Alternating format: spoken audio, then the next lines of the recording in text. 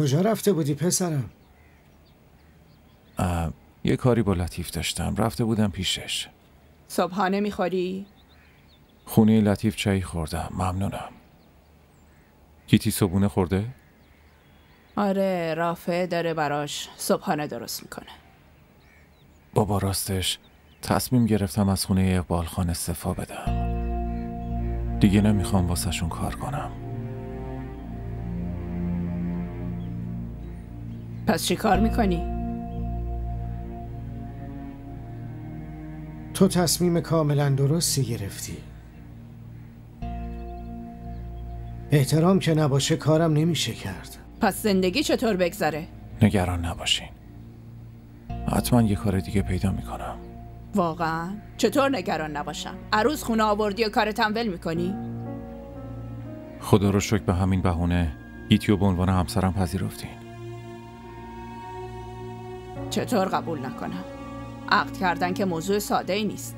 حالا هر طورم باشه و با هر شرایطی، اما 4 تا شاهد که اونجا حضور داشتن. باباتم اونجا بود. حالا اینکه من و خواهرات نبودیم اشکال نداره. توی خونه یه جشن کوچولو میگیریم و خوشحالی میکنیم. مادر، ممنونم از اینکه منو درکم کردین.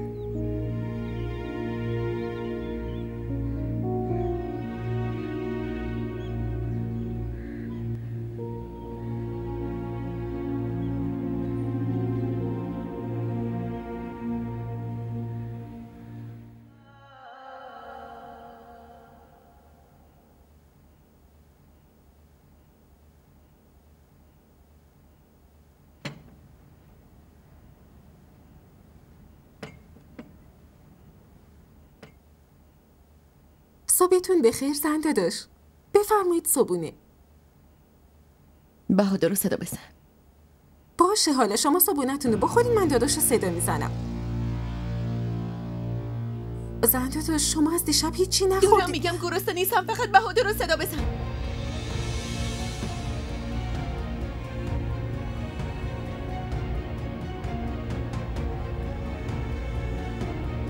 چی شده؟ چیزی نیست داداش.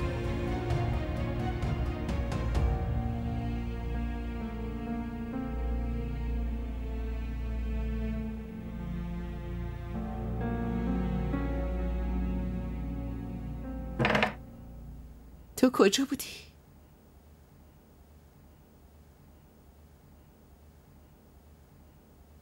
چی شده؟ دلتنگم بودی؟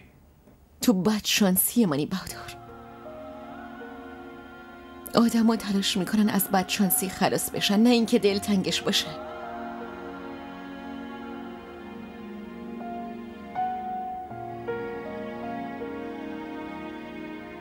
گیتی اگه با هم باشیم این بدشانسی میتونه تبدیل به خوششانسی بشه. اصلا اینطوری نمیشه. من نمیخوام با تو باشم. خب کجا میخوای بری؟ پیش سمیر؟ اسم اونو پیش من نیار. من ازش متنفرم.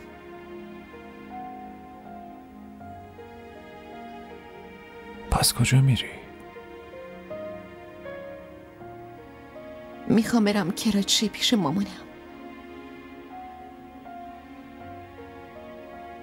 اگه من تو رو اونجا نبرم چی؟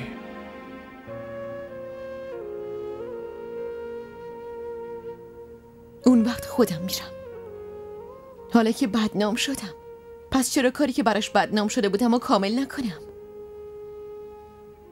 باشه حداقل بیا صبونتو بخور. حرف و عوض نکن. بذار یکم فکر کنم. کی بهت گفته که فکر کنی؟ من فکرامو کردم. فقط چیزی که من میگم انجام میشه. شاید فراموش کردی. چی؟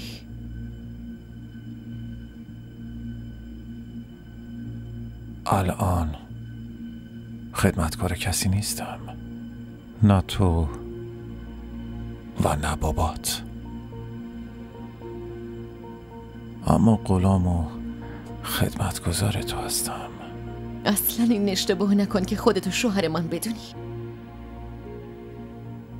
شوهرت که هستم، چه قبول کنی چه نکنی. نمیخوام مزخرفاتتو بشنوم، میخوام برم. برو صبونه، بعدش شاید عقلت بتونه درست کار کنه. من یه کاری دارم، الان میرم و وقتی اومدم میگم چی کار کنی. تو داری منو باسی میدی. دیروزم همینو گفتی.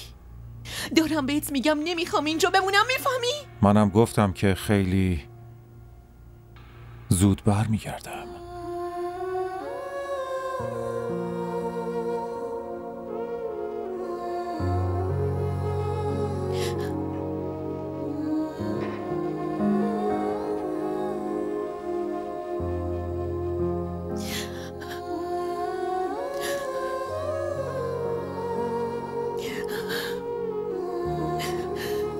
بیا پسرم. نه نمیخورم. یه کمی بخور. اشتها ندارم. سمیر، اگه غذا بخوری، داروهاتم بخوری، اون وقت زخمت زودتر خوب میشه. الان در مورد من چه فکری میکنه؟ فکر میکنه بازیش دادم، بهش خیانت کردم. اما پسرم تو عمدن این کارو نکردی که. اینا همش کار سرنوشته. و در ضمن بهادر توی تقدیرش بوده. توی تقدیر اون بهادر نبود، تو تقدیرش من بودم. من همه چیشو ازش گرفتم. خوشحالیشو، اصلا آیندهشو نابود کردم. همش تقصیر منه. باشه درسته، دیگه حرفشو نزن. الان دیگه همه چی رو فراموش کن. اون الان همسر یکی دیگه است. من نمیخوام که تو دیگه راجع به اون حرفی بزنی پسرم. اون برادرزاده فریحه است. فریحه حتی در این مورد نباید چیزی بشنوه. اما مامان. بسه، ادامه نده. دیگه درست نیست اینطور در موردش حرف بزنی.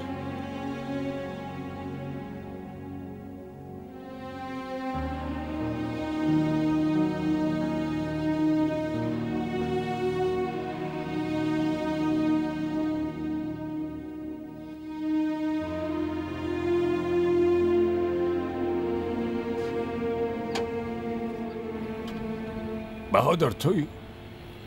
آره، لطفاً اینو بده به اقبال خان. نمیخوای بیای داخل؟ با آقا که رابطت خوب بود. فضل‌الدین، درو باز کن.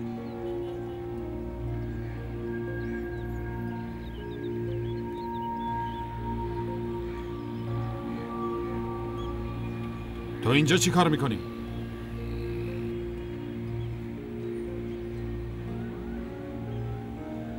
اومدم استعفانامه‌مو بدم.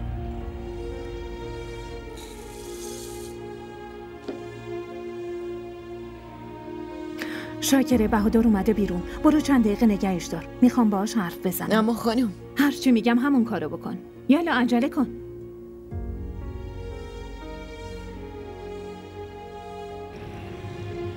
بدش به اقبال خان. من همه چی رو میدونم. همین آرزوهای بزرگی که شما آدمای کوچیک تو سرتون دارین. با وفاداری و صداقت چی رو میخوای ثابت کنی؟ میخوای تو این خونه جا پیدا کنی؟ فکر کردی اگه گیتی کنارت باشه صاحب دارایی و مالش میشی؟ همچین چیزی نمیشه. هیچ وقت نمیتونی به این آرزوت برسی. یادت باشه.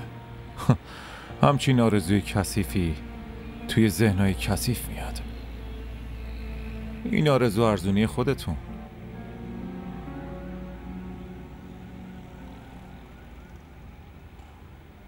به هر حال هر اتفاقی افتاده اصلا خوب نشد. تو خانواده های نجیب اینطوری عروسی گرفته نمیشه. تازه من همه یه پسر رو دارم دختر. چه آرزوهایی برای خودمون واسه عروسی اون داشتیم. بی خیال. هرچی شده الان نمیتونیم به عقب برگردیم. هنوزم میتونید عروسی بهادر رو با شوکو بگیرید. اما اون دیگه با تو عروسی کرده. همین الان اینو گفتی. توی خانواده های نجیب همچین عروسی نمیشه. شما درست گفتین. من از اینجا برم میتونین عروسی بهادر رو با شکوه بگیرین، اونم با هر کی خواستین. بهادر! بهادر!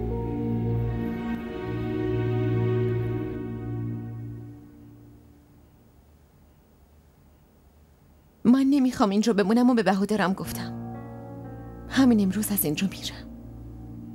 اما بهادر که به ما هیچی نگفت. خب من چی کار میتونم بکنم؟ بفرما. من داشتم به ولیمه فکر میکردم. تا الان شاید نصف محل در این مورد فهمیدن. این مشکل من نیست.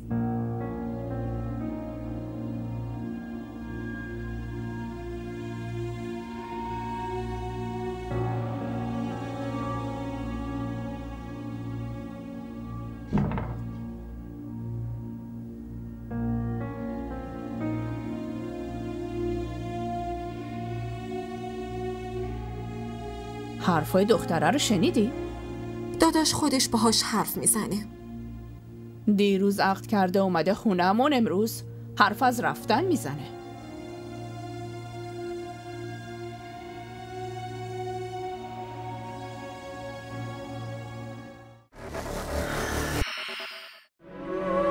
آیا نکاح یه پیوند قویه حاج آقا؟ بدون شک هم پیوند. آیا دیگه جای سوالی میمونه یا نه؟ نکاح جواب همه سوال هاست. پس ما رو به نکاح هم داریم. ये इश्क तुम न करना ये रोग ही लगाए दफन खुद करे है फिर सोग भी मनाए.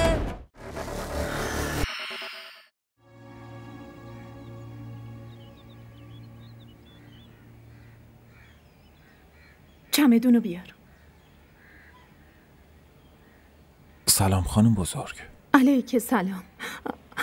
دختر من حالش خوبه؟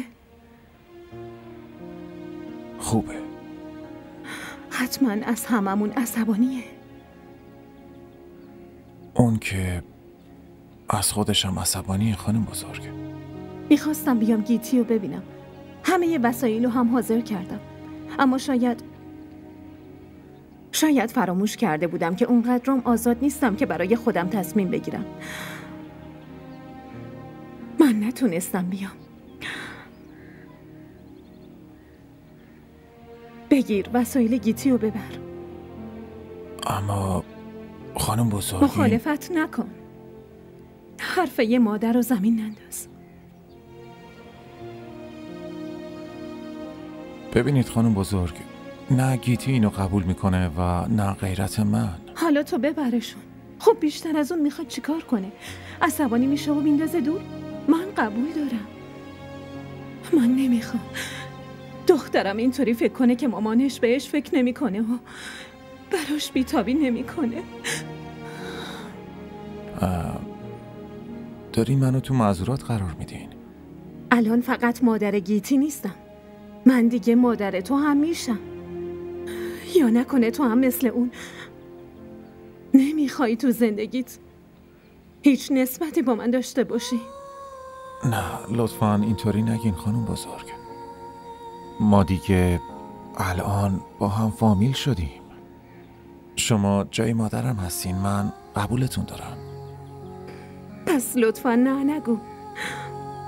این چمدونو ببر.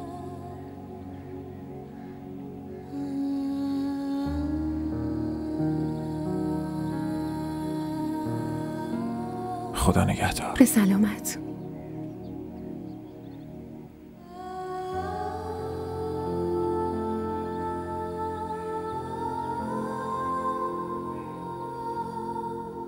اگر بهادر کسی رو زیر سر داشت من نارین رو ازت خواستگاری میکردم.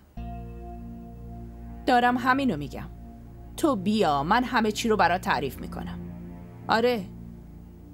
آره درسته، کاملا درسته. بیا. باشه خدا نگهدار. چرا با خاله تماس گرفتین؟ من تماس نگرفتم. خبر عروسی تو حتی تا اونجا رسیده. واسه همین تماس گرفته. این چیه؟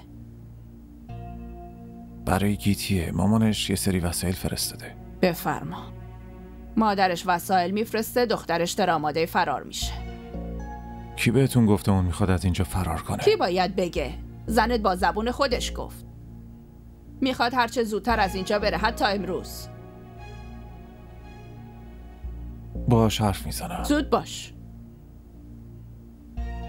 نصف محل که از عروسیت با خبر شدن. مردم هم که میشناسی همیشه گوش به زنگن که نقطه ضعف یکی دستشون بیاد و گیرش بندازن. خالت میخواد بیاد اینجا. حالا نمیشه که اون بیاد و عروس تو خونه نباشه.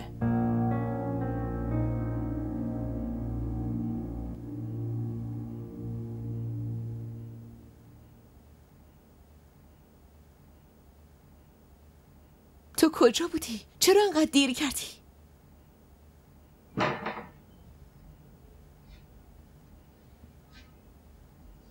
خونتون بودم. خونه ما؟ دنبال چی رفته بودی؟ رفته بودم استعفا بدم. مجبور شدم اینا رو برات بیارم.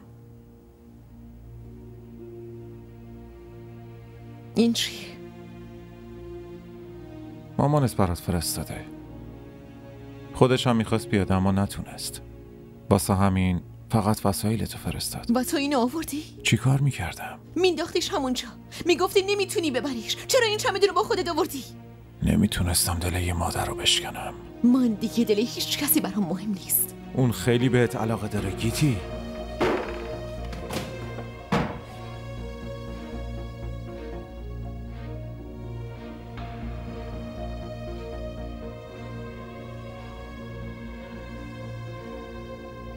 من فقط میخوام برم کراچی پیش مامانم. اون مادری که زحمت کشید و بزرگت کرد هدیه هاشو اینطوری پرت میکنی؟ به جاش برای مادری که هیچی راجبش نمیدونی اینقدر بیتابی؟ من از هر عضو اون خونه متنفرم، فهمیدی؟ من که عضو اون خونه نیستم. چرا اینقدر ازم متنفری؟ یه استثنایی هم هست که قابل تنفره. گیتی کاش اینقدر که راحت متنفر میشی به همون راحتی هم به کسی علاقه‌مند میشدی. من هیچ وقت نمیتونم دوستت داشته باشم. ولی من همیشه دوستت دارم. دوستت داشتم و خواهم داشت.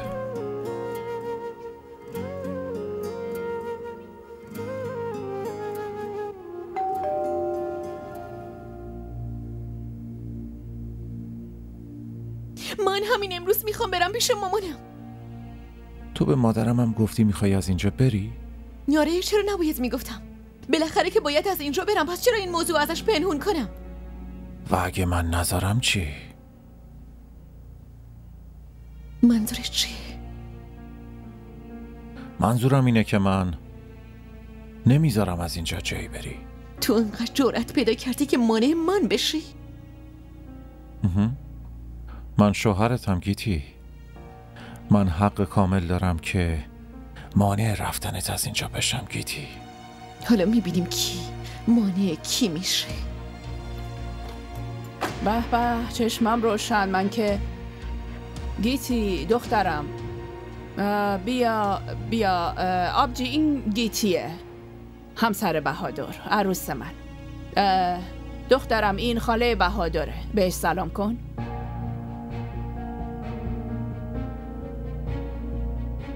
سلام خاله. خالتون چطوره؟ خوبم. عروسی تو تبریک میگم.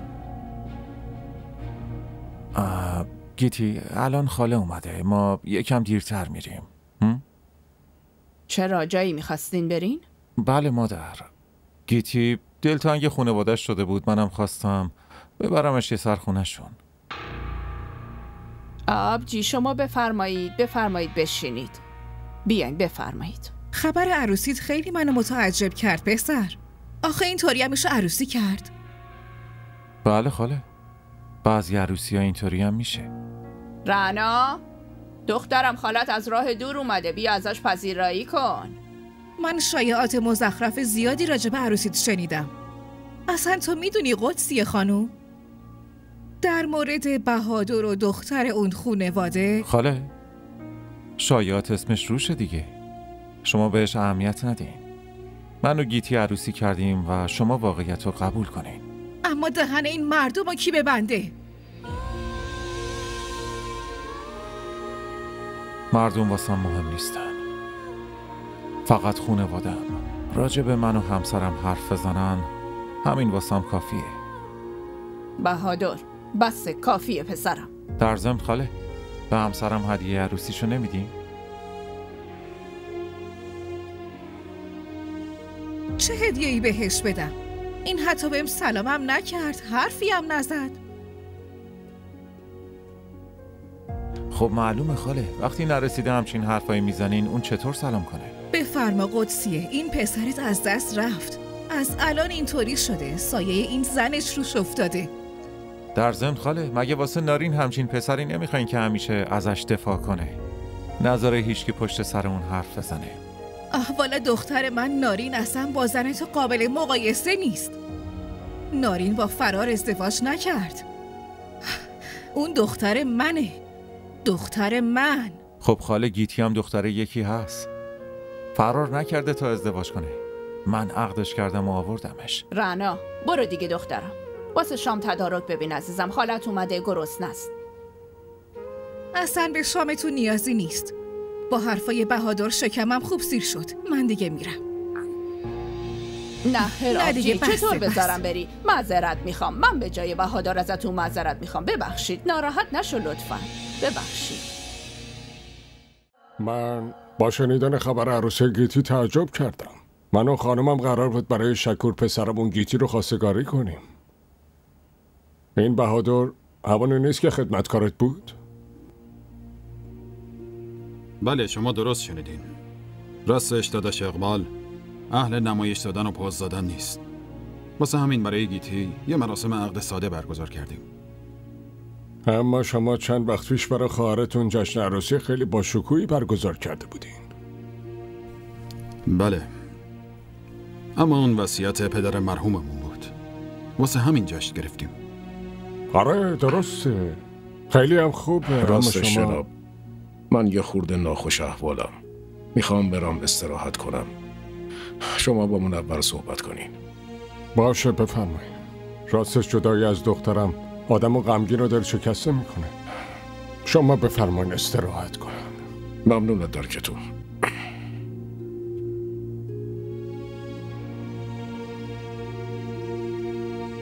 راستش ما یه شایعه دیگه هم شنیدیم که بهادر. خب چی بگم؟ شما که نسل جوان خوب میشناسین. دوست دارن خودشون تصمیم بگیرن. این دوتا هم همین کارو کردن. ما هم حرفشون رو قبول کردیم. گفتیم زندگی خودشونه، پس بذاریم خودشون تصمیم بگیرن. واسه همینم خیلی ساده یه مراسم عقد براشون گرفتیم.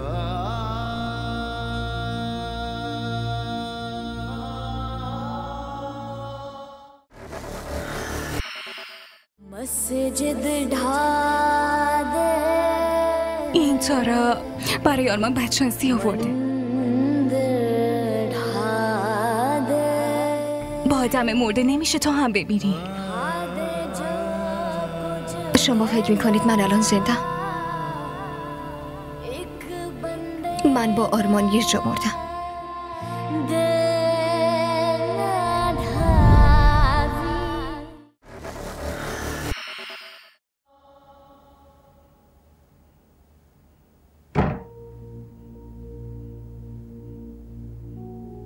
به همین دلیل مدام مانعت می شدم که بیرون نرو. تو نمیخواستی مانع من بشی، بلکه به هم دستور میدادی. میخواستی زورتو نشون بدی. تو کجا آروم به حرف من گوش میدی گیتی؟ وقتی آروم حرف میزنم تو نمیفهمی، پس مجبورم میکنی یکم با لحن خشن‌تر با حرف بزنم. و منم به این لحن حرف زدنت عادت ندارم. فهمیدی؟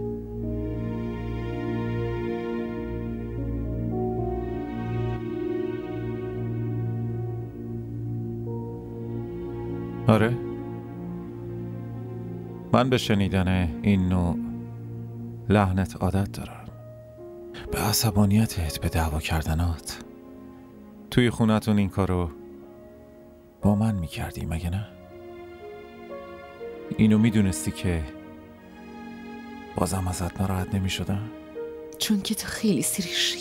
عاشق باشی یعنی سیریشی؟ دوباره مزخرفاتتو شروع کردی؟ و برای چی به خالت دروغ گفتی که منو میخوای ببری خونمون؟ من میمیرم اما به اون خونه بر نمیگردم. شنیدی؟ خب بهش چی میگفتم؟ میگفتم کجا میریم؟ همون چیزی که واقعیته. من نمیخوام اینجا بمونم. من میخوام برم پیش مامانم کراچی. همین. فاصلتو با من حفظ کن. دور بمون.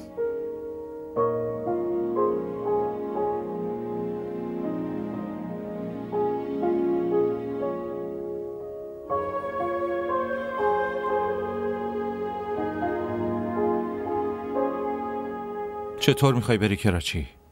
منظورت چیه چطوری میخوام برم کراچی؟ همونطوری که میرن، با اتوبوس یا قطار. مگه آدرس خونه مادرت تو داری؟ اون که توی گوشیم بود. گوشیت کجاست؟ اون که تو ایستگاه از دستم افتاد. میخواستم همینو بهت بفهمونم.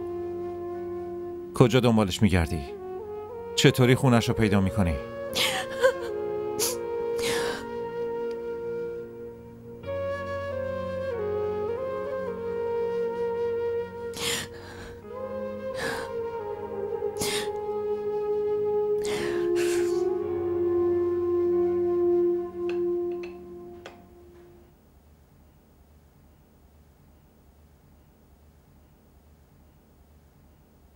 رفت؟ بله خانداداش، رفت.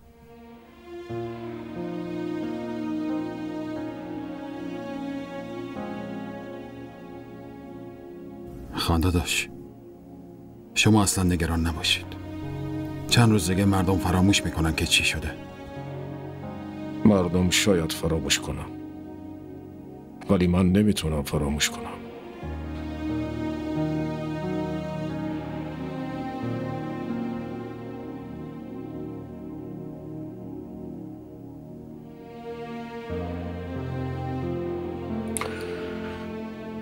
تا الانم نتونستم خیانت جهان رو فراموش کنم که دخترم از پشت بهم خنجر زد.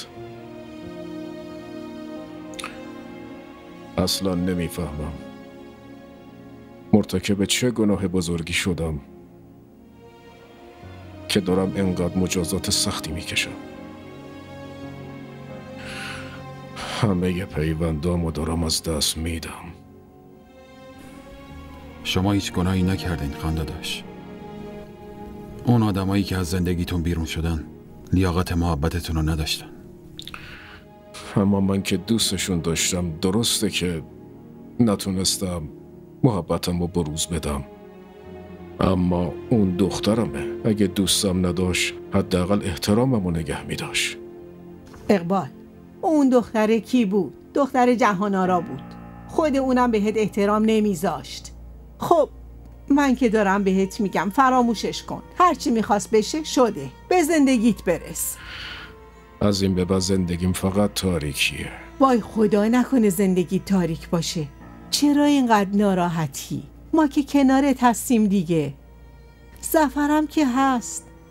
یعنی تو اصلا اونو حساب نمی کنی؟ این چه حرفیه میزنین آبجی؟ اون مثل پسرمه. حالا تو ببین، ظفر برات یه پسر خوب میشه. بهت ثابت میکنم اون همه مشکلاتتو حل میکنه. دیگه همه مشکلاتت مال ماست. دیگه اصلا فکر نکن تنهایی. فهمیدی؟ من میگم ظفر رو کنار خودتون نگه دارید داداشم. میدونید بهادر که رفت، ظفرم بعد امتحاناش فارغ التحصیل میشه. بالاخره یکی باید کنارتون باشه. ظفر رو ببرید سر کار. آره عالیه. ظفر همه کارا رو انجام میده. ظفر بچه خودمونه و اون بهادر نمیدونم اون آدم چقدر زیرابی رفته باشه. اقبال با این سادگیش میخواد همه چیشو از دست بده. تو اصلا نگران نباش. تا وقتی که ظفر هست تو نیاز نداری دنبال آدمای دیگه باشی.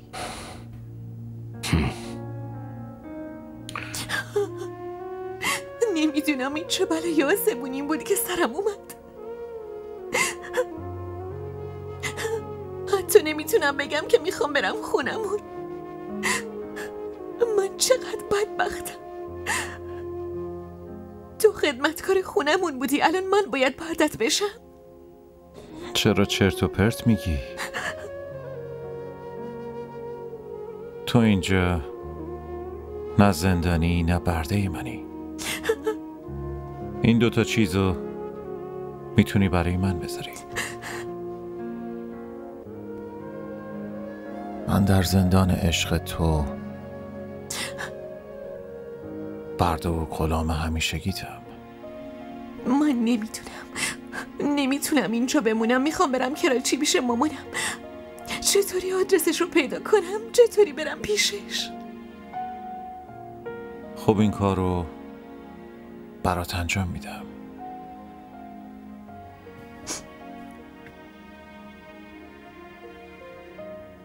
چطوری این کارو میکنی؟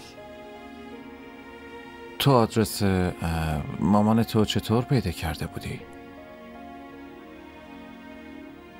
از تلفن بابام. شماره عمو سراج رو برداشته بودم. از اون پرسیدم. پس به خاطرش حتما باید برم خونتون. تلفن اقبال خانو یواشکی بگیرم و از توش شماره آقا سراج رو بردارم. تو این کارو میکنی؟ چی کار کنم؟ به خاطر تو باید انجامش بدم دیگه. عقل تو از دست دادی؟ مگه بهت اجازه میدن که بری داخل؟ راستش میدونی گیتی، تو هم زندگیمو یهویی عوض کردی. این همون خونه‌ایه که اگه روزی من 1 دقیقه دیر میکردم اون وقت قیامت به پا میشد. بهادر نیومد، کجاست، کی میاد؟ اما الان ببین اجازه ندارم حتی داخل خونه برم.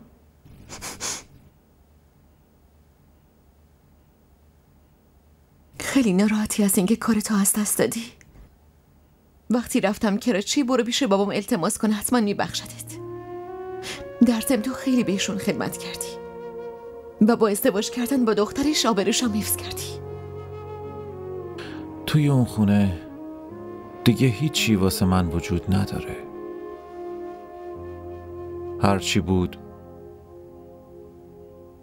اون الان کنارم نشسته. حرفای مزخرف نزن.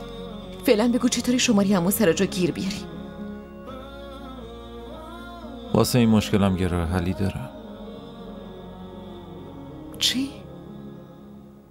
تو با خونه تماس بگیر و به نفیس خانم بگو که بهت کمک کنه، باشه؟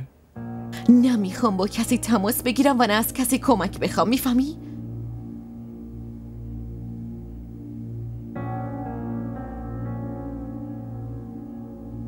تو از دستت چه کاری برمیاد؟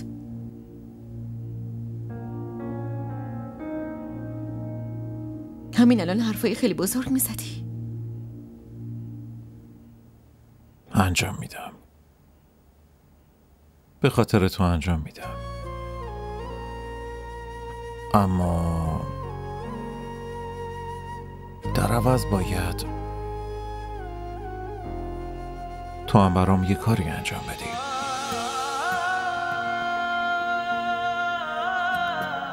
چی؟ बोझ है दिल पे मोहब्बत का उतारूं कैसे